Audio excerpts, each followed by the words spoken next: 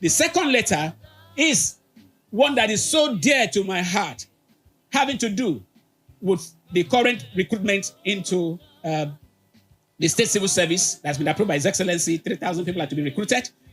And then there's a portal called Arise Youth Employment Portal.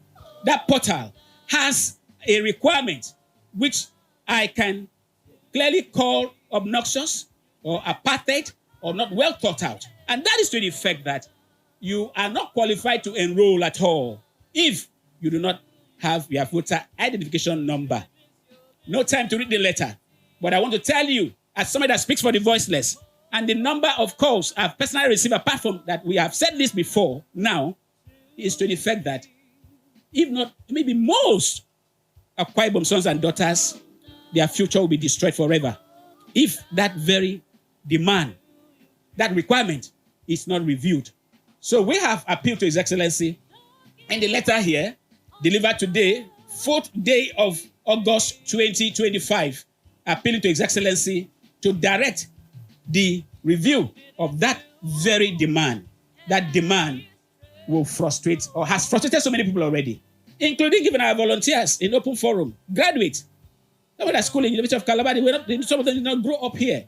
Some have even registered, they could not even get their PVCs. And the portal says that the opportunities for every child of Akwa Ibom State, that has not been the case. So, Your Excellency, please review it. Maybe you are not even aware of it. But please, now that I have said it loud and clear, we will hope maybe we are going to be forced to make it's an open letter or do a press statement. But this should be sufficient because government people are listening to this program, including Ministry of Information. Please, that very demand should be removed. And the extension of time should be given for people to register. Then if Akwa Ibom wants to be the first state in the country, including Nigeria, to make a demand for voter registration, voter identification number, to be a requirement to receive government attention, a 2-year notice should be given. We've indicated that here. Let's say 2027, from 2027, you can't do certain things in Akwa Ibom without your voter identification number. That may be acceptable. But for now, no notice was given.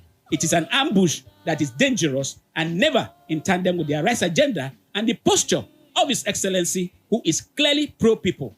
Another advocacy we have made there is to the fact that a number or a quota for persons living with disabilities should be granted. We have a number of them. And one of the things is that those who are able to register, I've spoken one of them, the interview is to be written. You cannot expect somebody that is visually impaired to write an interview because that person is qualified. I have some of them who are clearly master's degree holders. They are visually impaired and they have been looking for this opportunity. We helped one of them to be able to even finish his master's program.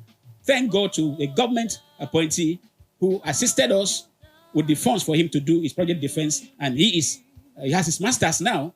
So he cannot. The other person too cannot. We've made a request, special request for that, so that those visually impaired will have to be given oral interview. And the big one, quota. Persons with disabilities, one of them, when he saw the promo, sent me a video, live video of his situation. I wept.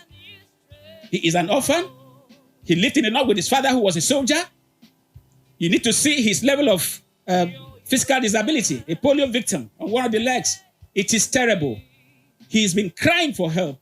We never met until he saw the promo and said, please, please, be my voice, help me come to my aid.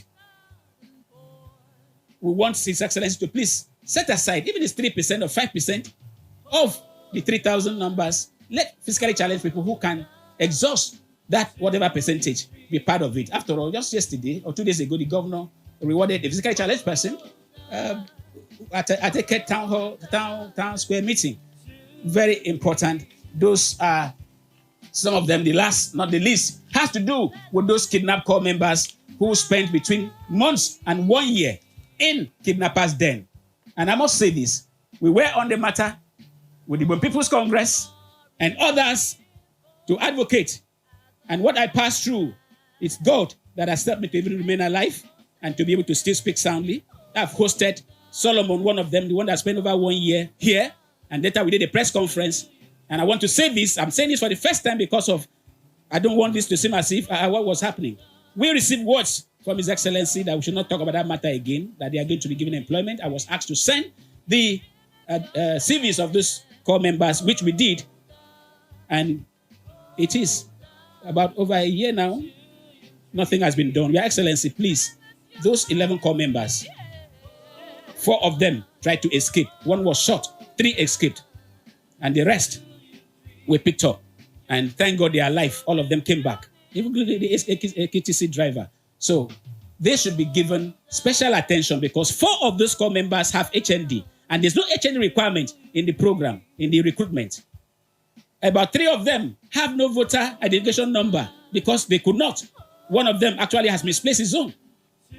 We can't deny them employment. Please, those hearing us, please, I beg of us in the name of God that we worship, or whatever that we believe in, let us give Akwa Ibom children the opportunity to live their lives to the fullest and contribute to the growth of the state.